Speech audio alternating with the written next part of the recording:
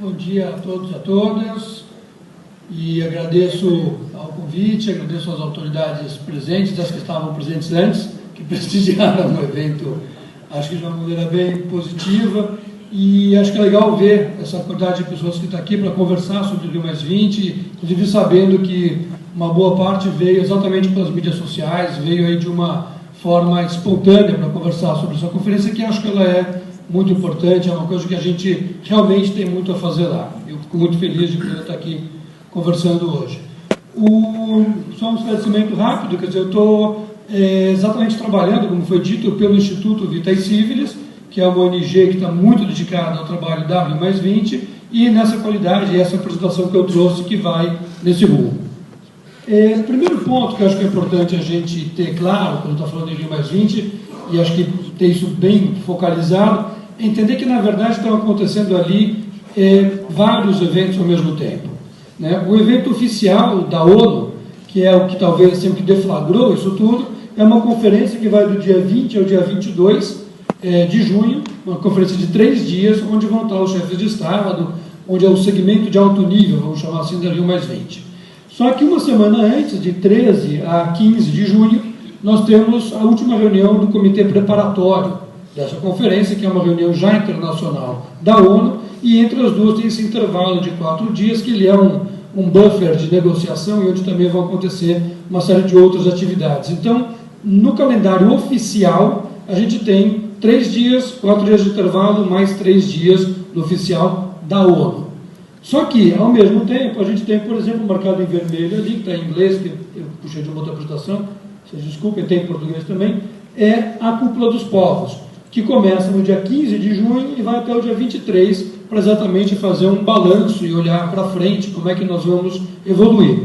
E nós temos uma outra quantidade enorme de eventos, como o ministro acabou de dizer aqui, por exemplo, já na segunda-feira começam atividades paralelas de um ministério, como, por exemplo, ontem já começaram atividades da Juventude Internacional, com um evento chamado Youth Blast, que já está no Rio de Janeiro, e uma infinidade de eventos. Para vocês terem uma ideia, só no espaço do Rio Centro, a gente tem de eventos paralelos à conferência oficial, mas integrados a ela, alguma coisa como 500 eventos em 10 dias. 500. Na Cúpula dos Povos, nós tivemos 800 inscrições de atividades, e por aí, é uma coisa enorme. A Rio+20 também acontece em vários espaços, e acho que é importante a gente ter claro isso. Ela acontece, o evento oficial da ONU dentro do Rio Centro, e logo em frente ao Rio Centro, no Parque dos Atletas, onde vai ter o pavilhão de Santa Catarina e vários outros pavilhões de estados, em frente ao Rio Centro. E a gente tem no Parque do Flamengo a Cúpula dos Povos, onde tem aí uma atividade enorme de sociedade civil, e espalhado para a cidade do Rio de Janeiro uma série de outros lugares, onde vai ter uma quantidade muito grande de eventos acontecendo também. Fora isso, o mundo está ligado na Rio+20. Tem coisa acontecendo o tempo todo e já acontecendo agora, né? Eu digo sempre que a Rio+20 ela já está acontecendo, ela já começou há 1 ano atrás, pelo volume de gente envolvida e debatendo e trabalhando essa pauta. E ela vai continuar depois. Eu vou entrar bastante em detalhes sobre isso.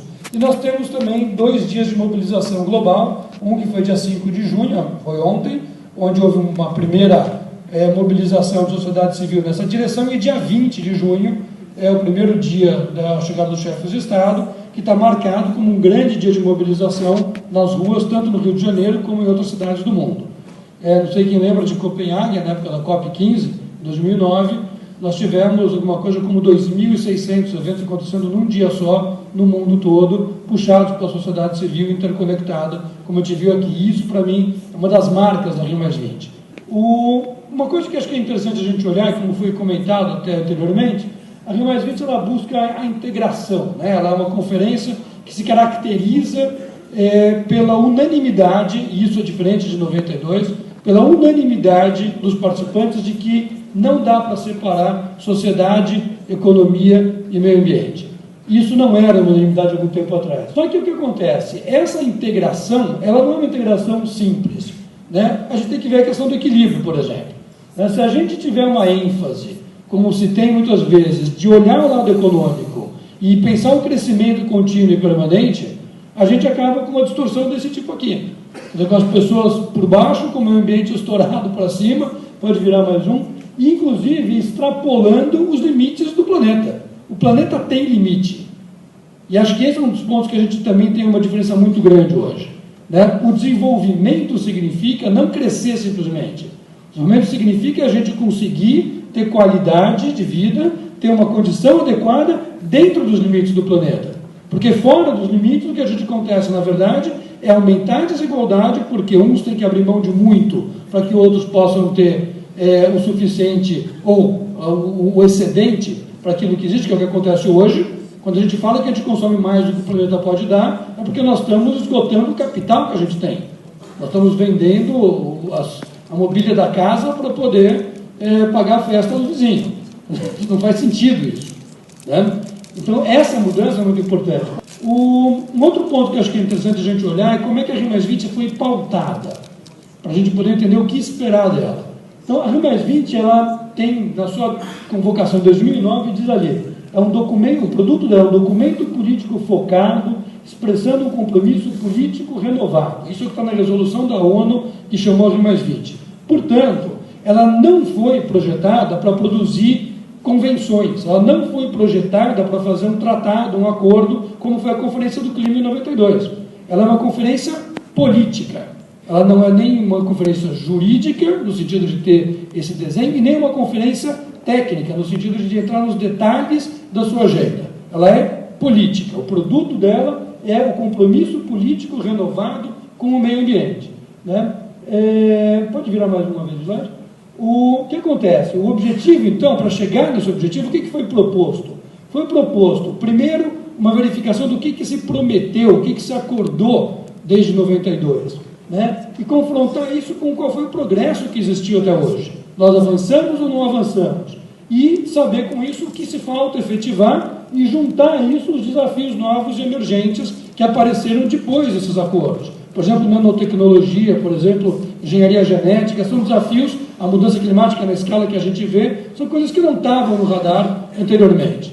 Então, esse conjunto de verificação de qual é, afinal de contas, a nossa agenda como humanidade, do ponto de vista objetivo do que a gente precisa, é o objetivo da conferência, para renovar o compromisso para fazer frente a isso.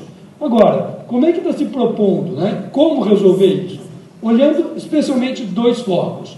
Né? Um deles, que é a economia verde adjetivada, no contexto da erradicação da pobreza e do desenvolvimento sustentável. Então, a economia verde, ela nunca anda sozinha, porque ela sozinha sempre causa uma polêmica gigantesca, se ela deixa o social fora ou dentro, o que ela serve, né? Mas claramente dentro de um contexto, de um propósito, junto com isso o quadro institucional para o desenvolvimento sustentável. Né? Pode virar? Onde a gente está vendo, então, na verdade, uma conferência que olha para os meios de implementação e para os meios de governança. A Rio+20, de uma maneira muito inteligente, e acho que a pauta da conferência foi bem colocada, ela reconhece duas coisas. Primeiro, ela reconhece que a nossa falta de implementação tem muito a ver com o fato de que nós não conseguimos que a economia, no mundo real, absorvesse os valores, as propostas que saíram das convenções. Quer dizer, a gente fala uma coisa, só que o mundo roda em outra sintonia. O mundo está acontecendo em decisões que estão levando em conta uma economia que ela é cega, que ela tem pouca capacidade de enxergar muito do que é importante. Só que, ao mesmo tempo, então, se a gente vai ter que levar para a economia essa lógica, e vai ter que usar a lógica da economia para levar para a sociedade, no dia a dia, aquilo que nós precisamos como acordo, ao mesmo tempo a gente tem que ter a governança. Porque uma economia não existe solta no espaço. A economia existe dentro de um quadro institucional. Uma das coisas mais flagrantes no problema de implementação pós-92 foi que a gente decidiu uma série de coisas como sociedade que dependiam de políticas públicas e, ao mesmo tempo, a gente estava fazendo o consenso de Washington, o neoliberalismo, e tirando o poder do Estado de propor e implementar políticas públicas. Então, nós fizemos um movimento completamente desconexo. Quer dizer, configuramos a economia para um lado que era o oposto daquilo que a gente precisava fazer. E essa mudança, o bom senso está colocando que a gente tem que tratar junto. A economia, sim, tem que trabalhar, mas ela tem que ter uma governança, ela tem que ter um quadro institucional adequado para direcionar essa energia na direção certa. Muito bem, pode virar? A economia verde, que é um próximo tema aí, mais um, por favor, ela exatamente procura olhar esses hiatos, né, essas faltas que existem, ver um quadro institucional que possa cuidar, que possa tratar desses temas e que possa estar apoiada pelo famoso aí tripé das 3 dimensões do desenvolvimento sustentável, social, ambiental e econômica, né? A economia verde, pode virar mais um, ela exatamente visaria conectar isso, trabalhar e suportar da estabilidade, essa coisa toda. E um ponto muito importante, e muita gente que está aqui, acho que vai para o Rio de Janeiro, vai participar, é pensar um pouco como é que a ONU enxerga a sociedade civil. E veja que bem, que para a ONU, sociedade civil é tudo aquilo que não é governo nacional, que não é um Estado-nação. Por exemplo, o governo de Santa Catarina, ele tem o mesmo peso dentro do sistema da ONU que tem uma ONG. Eles são encarados iguais. Esses major groups, como se fala ali, eles são a maneira como a ONU encara a sociedade civil. São 9 major groups, ou grupos principais. Um deles é autoridades locais, que inclui os governos estaduais, que inclui as prefeituras. Então, um outro major group, por exemplo, são ONGs, outro é comunidades indígenas, outro é mulheres, outro agricultores, outro major group é comunidade de negócios, ciência e tecnologia. Né? Então, esses grupos, eles são rótulos em que a ONU, de uma certa maneira, conseguiu assimilar uma participação da sociedade civil. Isso foi um avanço, mas que está extremamente defasado. E eles têm uma capacidade muito limitada de se conectar com a sociedade. Mas esse é o canal pelo qual a gente participa. Então, quem estiver lá no Rio e estiver acompanhando e quiser acompanhar o processo oficial, vai olhar essa realidade dentro desses vários grupos e se identificar com eles e interagir com a sua turma. Pode virar?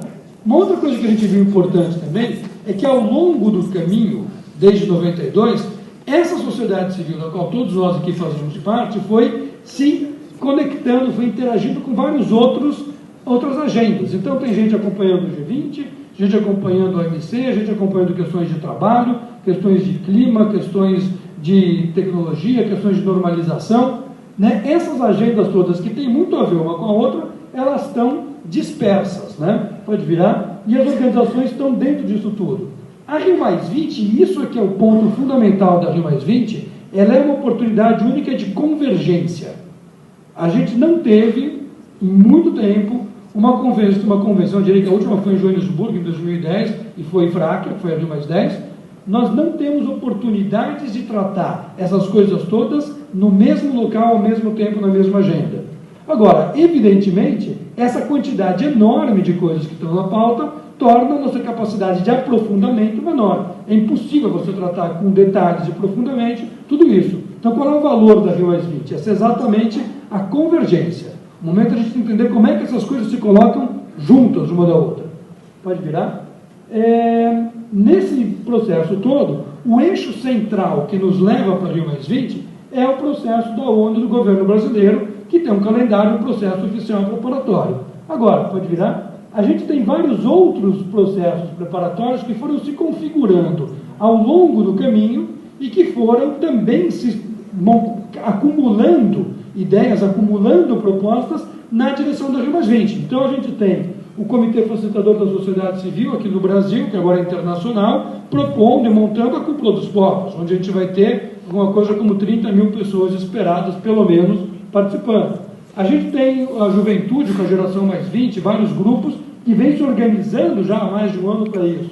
A gente tem trabalhadores, mulheres, indígenas, vários grupos com os seus próprios processos, acumulando debate para chegar no Rio+20 e não necessariamente dentro do processo oficial. Mesma coisa olhando a parte de baixo do gráfico. União Global pela Sustentabilidade é uma iniciativa que começou no Brasil, está se expandindo para outros lugares, da gente ter compromissos efetivos para avançar em sustentabilidade. A Green Economy Coalition discutindo a economia verde numa perspectiva, ao mesmo tempo, crítica e realista. Né? Não simplesmente negando, mas propondo um avanço. Tem o setor de negócios, o Business Action for Sustainable Development, que organizou e articulou muitas áreas de negócio no mundo inteiro. Essa turma toda, pode virar mais um, na verdade se comunica entre si, quer dizer, existe uma grande interpenetração desses debates e todo mundo está olhando isso não só na Rio+20, mas além. É vendo a Rio+20 como um ponto de conexão e não como um ponto de chegada. Pode virar? Esse processo todo, ele gerou, ao longo do caminho, né, uma complexidade muito grande para as pessoas poderem entender o que está acontecendo. A gente tentou, numa certa ocasião, mapear, por exemplo, alguns processos e alguns eventos e quais seriam os resultados finais. Isso é totalmente inviável e a gente procurou simplificar isso, pode virar, chegando numa visão de 3 grandes trilhos de convergência. E isso acho que dá para a gente entender melhor. A Rio+20 tem um canal, um trilho, que é o trilho oficial. O trilho oficial significa, dentro da ONU, governos federais, governos nacionais, negociando com governos nacionais um documento que é o documento oficial da Rio+20. Agora, tão importante quanto isso é o que está acontecendo no canal autônomo, onde a sociedade civil, nas suas mais várias áreas, inclusive empresarial, inclusive governos nacionais, do ponto de vista da ONU, está se articulando e está propondo outras soluções que estão, às vezes, muito além daquilo que está no processo oficial. Mas muito além, porque é completamente outra dinâmica de negociação e outro grau de autonomia. E tem uma dimensão muito particular na Rio+20, que é esse canal semi-oficial, onde a gente tem, por exemplo, aqueles diálogos que o governo brasileiro está propondo nos 4 dias entre os 2 segmentos oficiais da conferência, que eles são um espaço articulado e organizado pelo governo, mas onde quem está falando não é o governo, é a sociedade, que não está dentro do protocolo da ONU.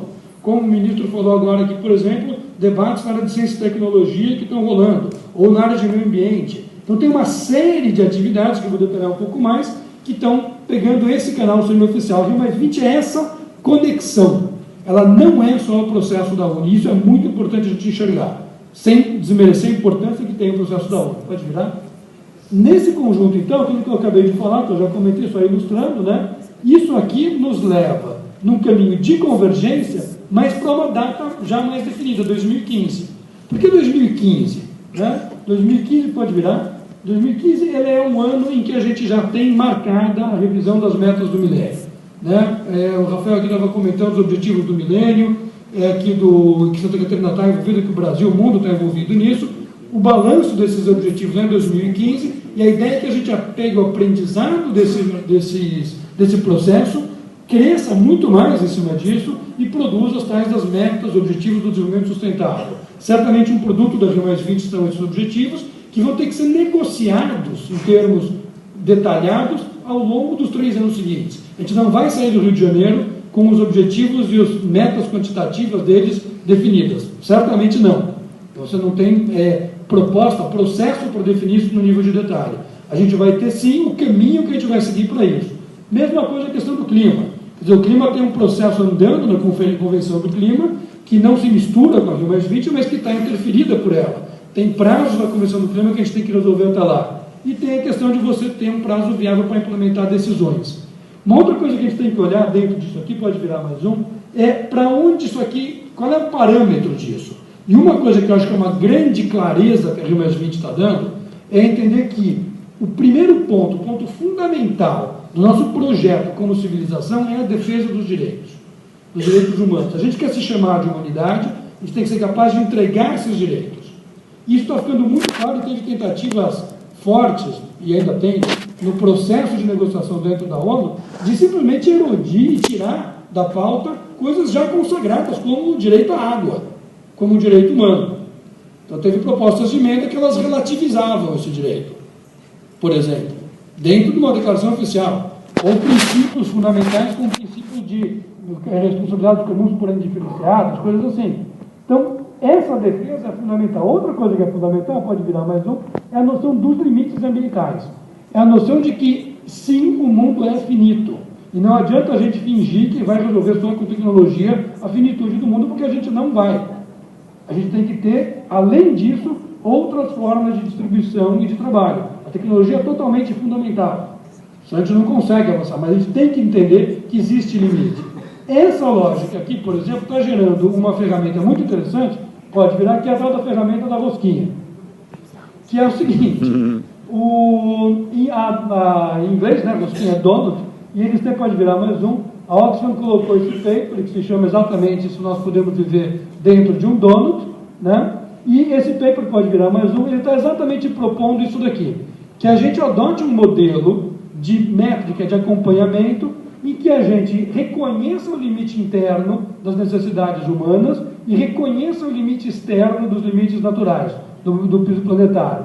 E que a gente entenda que é nesse intervalo, nessa rosquinha, né, que a gente pode e deve colocar a humanidade vivendo bem em segurança. Esse é o intervalo que a gente tem para a humanidade poder andar, e o serviço da economia é exatamente distribuir e potencializar recursos dentro desses dois intervalos. Isso é muito óbvio, mas na prática isso não é praticado. Então pode virar mais um. A vantagem dessa abordagem é que ela permite a gente ter métricas. Então, por exemplo, a gente pode pegar o limite externo ambiental e usar o relatório, que é esse exemplo aqui, do Centro de Resiliência de Estocolmo, que identificou os 9 limites planetários, e entender que essas são as métricas do limite externo. Podemos pegar a agenda da Rio+20, os temas mais centrais de direitos humanos, e ver isso como limite interno. Pode virar mais um? Então, o que acontece? Esse limite mais um, do piso social, por exemplo, ele pode ser medido. Então, a gente pode ter métricas, indicadores, para cada um desses fatores. Podemos perceber onde está em branco ali, por exemplo, onde a gente não tem métrica. Né? Podemos perceber que falta informação sobre certas coisas. Pode virar outro. Né? No teto ambiental, a mesma coisa. A gente tem nessa métrica já existente limites que foram extrapolados. O limite do clima, o limite do ciclo do nitrogênio e o limite da biodiversidade e da extinção de espécies por causa humana. Né? Tem outros limites que a gente tem folga, outros limites que a gente ainda não tem suficiente. Esse modelo aqui, essa ideia, pode virar mais um, ela pode se converter exatamente numa bússola, numa referência, num indicador de síntese. Né? Eu imagino, e eu acho que é uma coisa que faz todo sentido, que Santa Catarina poderia calcular qual é a sua rosquinha, como é que ela vai funcionar, o que você pode trabalhar e onde que você tem que se posicionar aqui dentro. E isso para vários outros lugares. Vai ter 3 workshops na Rio+20 sobre essa metodologia, por exemplo. Só para dar um exemplo. Bom, fechando esse parênteses, pode seguir. Nesses 3 canais, a gente tem mais um, o canal oficial, né, como eu estava dizendo, pode virar, ele tem como produto principal a declaração dos chefes de Estado, que se chama O Futuro que Queremos. Né, ela tem uma pauta extensa, que vai ter uma missão muito relativa, o quanto a gente aprofunda em cada uma, e ela vai trazer também algumas coisas que podem ser simplesmente reconhecimentos, reconhecemos os direitos, reconhecemos isso e aquilo, reconhecemos a importância do solo, a importância da água, mas ela também pode ter coisas que vão mais a fundo, que vai propor para a ONU certas mudanças. Pode virar? Né? O processo para as negociações dentro da ONU, e onde tem um espaço razoável, mas não muito, vamos dizer assim, poderoso da sociedade civil para avançar nas negociações. Quem daqui estiver presente no Rio Centro vai poder praticar esse tipo de influência. Pode seguir? Alguns pontos-chave dentro desse documento da ONU, ou seja, o que tem de assunto que parece que vai ter boas indicações dentro de uma Rio+20. Como eu falei, metas de desenvolvimento sustentável, métricas além do PIB, isso claramente é um item que vai sair, uma recomendação para mudar formas de medida, a questão de princípios de um caminho da economia verde, financiamento do desenvolvimento sustentável vai ter indicações claras para que lado deve ir, uma decisão sobre a criação de uma Organização Mundial de Meio Ambiente ou fortalecimento do PNUMA, a questão de criação de um Conselho de Desenvolvimento Sustentável em alto nível na ONU, a questão de uma convenção sobre responsabilidade social e relatórios de sustentabilidade e responsabilização, accountability de empresas, uma convenção sobre transparência e acesso à informação ambiental e uma pessoa, um comissariado para as futuras gerações, ou seja, trazer para o presente as vozes do futuro de quem está hoje sendo prejudicado pelo problema nosso de ir além dos limites do planeta na geração atual. Esse tipo de situação é aquilo que eu estou dizendo, são os pontos principais, eu acho, que podem aparecer numa negociação oficial. E tem as entrelinhas, que também é uma coisa importante a gente entender, que no contexto desse debate aqui, a gente tem, por exemplo, a questão de um perfil relativamente baixo na questão climática e ambiental, onde muita gente reclamou, deve ter visto muitas críticas na imprensa, dizendo que a Rio+20 é pouco ambiental. Eu acho que essas críticas foram exageradas, importantes em algum momento, para lembrar que o meio ambiente ele tem uma característica muito própria, mas o fato é que a Rio+20 está colocando, dentro de uma certa conexão, essas 3 esferas, numa maneira nova. O meio ambiente não é a única coisa. Então a gente tem que entender como é que a gente conversa com outros atores que não são só ambientais. A questão da proeminência do pilar econômico, isso que eu acabei de falar, que estamos dividindo a agenda. A questão dos direitos dos mercados como o assunto central, isso é muito importante. A gente viu muitas discussões em que a gente simplesmente assume que o mercado resolve tudo. e que, se não está na lógica de mercado, não serve como parâmetro de discussão. Isso é uma coisa que, como mostrei nessa ideia da rosquinha, não dá para a gente pensar ela sozinha, porque senão a gente não vai entender que tem limites, que a economia tem que se colocar dentro disso. Esse debate está muito presente. Ainda tem lobbies fortes que entendem que o que interessa é o mercado e só. E naquela mesma linha que nos levou à não implementação do que aconteceu em 92, em grande parte. A questão dos princípios acordados no Rio de Janeiro, que eu mencionei, é uma coisa que está em debate, ela é refletida nas organizações. A questão dos países desenvolvidos, dos emergentes e dos países menos desenvolvidos. Né? Uma coisa que está assim, no caldo da negociação é o fato de que você tem países com perspectivas muito diferentes. Quando a gente fala aqui, como a gente falou agora, precisamos crescer, devemos crescer, é necessário crescer, isso cabe num país pobre, cabe em certa medida num país emergente. Não cabe num país já desenvolvido, num país que hoje, na verdade, está indo além da sua própria conta. E se é para alguém crescer, alguém vai ter que abrir mão de alguma coisa, porque a gente tem um limite. Então, esse conflito redistributivo, ele está totalmente presente no debate, apesar de não estar explícito, tá? Nas entrelinhas. Mesma coisa o papel do Estado, das empresas, da sociedade civil. Como é que essas coisas se conectam? Qual é o papel de cada um? Quem manda? Tem espaços diferentes de poder que estão se colocando nesse debate, isso é muito importante. E, por último, a questão da governança global, que é diferente da burocracia da ONU. Né? Muitas vezes o debate, quando se fala em fortalecer o PNUMA, em criar um conselho de alto nível, ele esbarra em argumentos sobre a ineficácia ou não da burocracia das Nações Unidas. E isso é um problema, sim, mas a gente tem que entender que a gente precisa criar instituições e nutrir instituições capazes de fazer frente à situação que o mundo vive. Não adianta a gente virar as costas e achar que então não funciona, não vão abrir mão de qualquer tipo de institucionalidade. A gente tem que entender que existem funções necessárias, coletivas, públicas, e a gente tem que ser capaz de construir isso. Pode virar?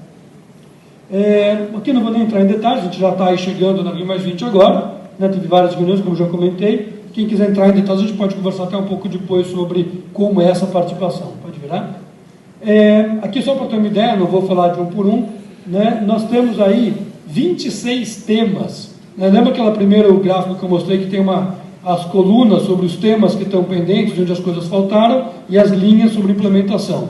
As colunas ali resultaram em 26 temas. Então, clima, solo, desertificação, água, tudo isso está na agenda da Rio Mais 20. Agora, obviamente, não vai se tratar isso no nível de detalhe profundo, sim entender como economia verde, como governança, como os princípios acordados, como os recursos necessários para a implementação podem nos ajudar a direcionar o caminho em relação a esses temas. E alguns desses temas vão ser contemplados diretamente pelos Objetivos de Desenvolvimento Sustentável. Então a gente não tem que ter medo do tamanho da pauta da Rio Mais 20, tem que entender o que ela é e por que ela está lá. O documento de negociação é um documento de 81 páginas, perfeitamente legível, e que acho que ele tem uma lógica que vale a pena a gente prestar atenção nela. Esse é um documento interessante já. Ele deve ser enxugado, ele vai ficar menor na negociação final, mas eu acho que vai ter umas 60 páginas no final. Canal semi-oficial, pode virar? O ponto alto desse canal semi-oficial, como eu falei, são esses diálogos para o desenvolvimento sustentável. Quem tiver interesse pode acompanhar naquele site, riodialogues.org. É uma iniciativa do governo brasileiro, que aponta na direção da sociedade interconectada e participativa, mas que, na verdade, acho que aproveitou isso muito aquém do que poderia.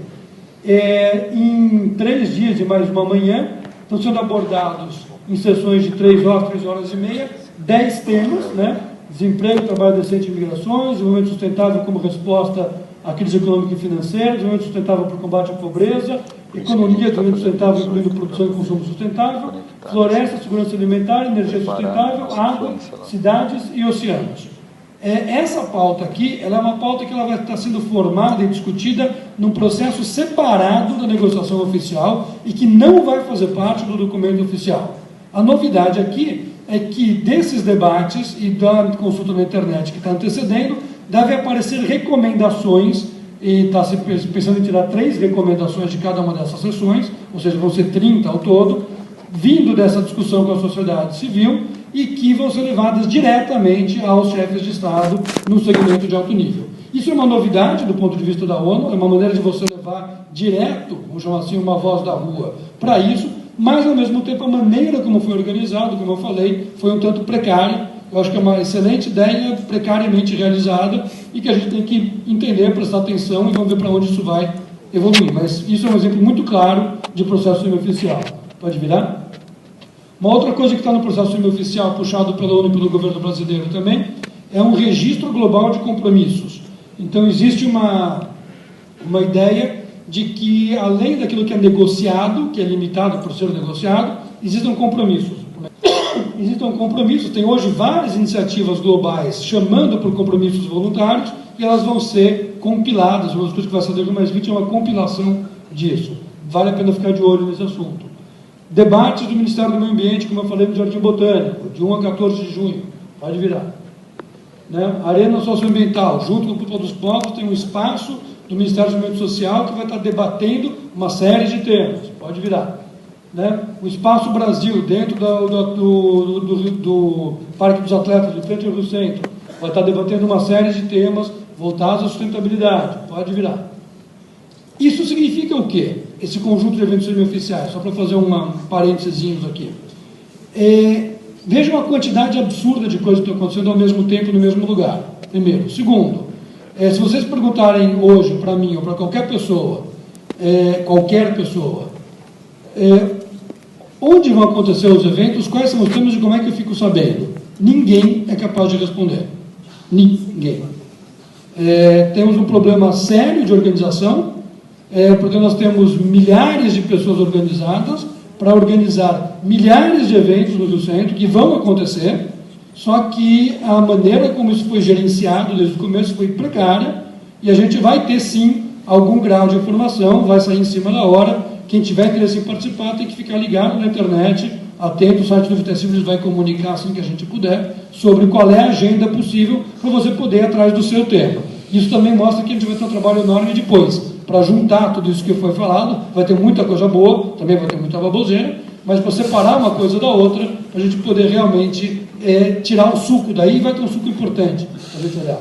No processo autônomo, né, só para alguns exemplos do que acontece. Como eu falei, a Cúpula dos Povos, de ONGs, movimentos sociais, sindicatos no Parque do Flamengo, um evento, por exemplo, Fair Ideas, ou Ideias Justas, né, que o IED e outros think tanks, outros centros de pesquisa do mundo estão realizando na PUC-Rio, a Conferência Internacional do Instituto Etos, que é uma empresa de sociedade civil que acontece em São Paulo, o espaço que agora chama Humanidade 2012, do Forte de Copacabana, que a Fiesp, a FERGEM, a Prefeitura do Rio estão organizando, a gente vai ter uma série de atividades, o Fórum de Sustentabilidade de Negócios, que vai acontecer no Hotel Windsor da Barra, pelo Pacto Global e pelo BASD, o Youth Blast, que é o grupo de juventude, que vai acontecer no Centro Sul-América, está acontecendo agora, o Fórum de Ciência, Tecnologia, Inovação e Desenvolvimento Sustentável na PUC-Rio, que acontece de 11 a 15, e mais uma quantidade enorme de coisas. Como eu falei, tem uns sites ali nossos do Radar Rio Mais 20. Os slides depois podem circular para quem quiser, fica à disposição. Tá? Outro ponto, por exemplo, do processo autônomo, trazer, como trouxemos em maio, né, uma reclamação forte da sociedade civil, de várias entidades, entidades ouvintes cíveis, alertando para o fato de que a negociação oficial, que poderia dar conta de vários aspectos, como esses 10 pontos que estão enumerados, está sendo tímida nisso. Então, o nosso papel como sociedade civil é também puxar para cima a agenda de quem está no processo oficial. Tem um conjunto de temas acontecendo ali, esse documento vai se desdobrar em documentos de avaliação. Pode seguir? Cúpula dos Povos, pode virar mais. São, na verdade, um conjunto de eventos que vão acontecer com atividades autogestionadas, convergências, discussões de convergência depois, dia de mobilização global e mais outra grande assembleia e mais outra grande assembleia. A gente vai ter ali um processo que deve envolver, como eu falei, dezenas de milhares de pessoas para trazer alguns recados muito fortes e, em paralelo, mostras de atividades e tecnologias. Pode virar? Fisicamente espalhado pelo Rio de Janeiro, né? Lembrando que o Rio Centro, para quem não conhece, fica a 1h30 de carro do aterro do Flamengo, é quase como se fosse outra cidade, então é importante projetar, pesquisar como você vai fazer. Pode virar. O Vitacíveis publicou e vai publicar uma versão atualizada desse documento, informações essenciais para ajudar as pessoas a se acharem, né? E é difícil se achar, mas vale a pena tentar ir atrás do seu próprio tema. Pode virar. E finalizando, né, trocando em miúdos, eu acho que a gente pode resumir o que eu falei, pensando um pouco na realidade de Santa Catarina, esse assunto em 3 frases, né, que para mim resumem. Primeira, que a RI+20 mostra que o mundo é mais do que a soma dos países. Segundo, que se a gente seguir a ilusão, a gente vai chegar ao desastre, seguramente. E terceiro, que todo mundo precisa participar. O que significa isso? Entender que o mundo é mais do que a soma dos países significa a gente entender que o poder dos Estados nacionais de chegarem a acordos globais é extremamente limitado. A gente vê gente discutindo no âmbito da ONU como se o seu país acabasse na linha da fronteira, como se os oceanos não fossem comuns para todo mundo, como se a atmosfera não fosse uma só, como se o clima não fosse um só, né? E é nessa carência, nessa lacuna do que são os Estados nacionais, que a importância do nível local, do nível municipal, do nível regional se coloca, né? Uma iniciativa como a de Santa Catarina, ela tem um potencial gigantesco de desenvolver novas oportunidades e ela é fundamental, assim como de outros estados. E se a gente esperar os países resolverem, eles não vão resolver. A diplomacia internacional não tem condições de resolver, não é configurada para resolver questões com a complexidade do que é o global. Então, aquilo que está colocado ali, gestão e políticas públicas, o subnacional no desafio global. O nível subnacional ele é fundamental e hoje ele é interconectado. É por aí que a gente consegue avançar na velocidade que a gente precisa. Fundamental. A articulação transnacional, regional e local. Santa Catarina está se filiando a uma rede de governos locais. Fundamental isso. A gente tem redes de cidades, é fundamental isso se conectar. E hoje a tecnologia permite fazer isso com um custo razoável. E aí o cidadão participa, né? O território é a complexidade descomplicada. Quando a gente fala em econômico, social e ambiental integrado, quando a gente fala em várias coisas ao mesmo tempo, né, tudo isso é muito difícil de fazer na teoria. Mas aqui nessa sala está tudo isso colocado junto ao mesmo tempo agora. E a gente vive isso. As pessoas vivem a integração no território, na vida real, concreta. E é aí que a gente tem que gerenciar. E a ideia de conectar no território é fundamental por causa disso. Porque ele aborda a complexidade de uma maneira orgânica, lógica, natural. Quando a gente fala sobre seguir a ilusão e a gente chegar ao desastre, é a ilusão da gente achar que o mundo é infinito. É a ilusão da gente subsidiar combustíveis fósseis e achar que é baratinho. É a gente ter políticas que impeçam as pessoas de enxergarem o quanto de fato as coisas produzem. Então, pagamento por serviços ambientais, o conjunto de temas da matriz da RI+20, o uso sustentável de recursos e, ao mesmo tempo, potencializar o patrimônio humano. Porque a finalidade do que a gente está fazendo, o que é? É dar condições de vida positivas para as pessoas. Então, educação, criatividade, inovação, empreendedorismo, qualidade de vida, é isso que vai nos permitir viver corretamente. Enquanto a gente confundir, se iludir, que consumo, consumismo, botar mais carro na rua é progresso, a gente vai estar indo no rumo do desastre. Não vai caber carro na rua, não vai caber carbono na atmosfera. Isso a gente tem que entender, mas a gente mostra isso com clareza, né? E a gente tem que ter a política. E, a partir daí, a noção da transparência, né? Produção e consumo sustentável vai nos trazer para a necessidade de ter condições viabilizadoras, critério, política pública. O Estado não é alguém que impede ou que manda a coisa do lado do outro, ele, na verdade, cria condições. Estratégica e condições são fundamentais para isso. E a RI+20 mostra isso com clareza, né? Compreender e sintetizar o papel da ciência, da tecnologia e também das certificações. As pessoas não têm tempo de ficar lendo o manual para comprar uma cenoura, tá certo? Não tem jeito. Quer dizer, você tem que ter uma coisa que te diga mais claramente. A ideia da certificação territorial vai nesse rumo. E a questão da informação e da transparência. Tem que ter participação e controle da sociedade civil.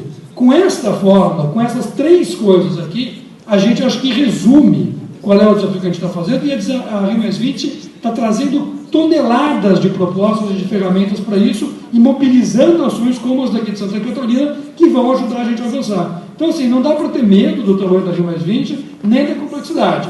A gente tem que entender como tirar dali aquilo que vai levar a gente para o caminho, e que é um caminho que vai demorar pelo menos 3 anos nessa primeira arrancada rumo a 2015. E daí para o futuro. Obrigado.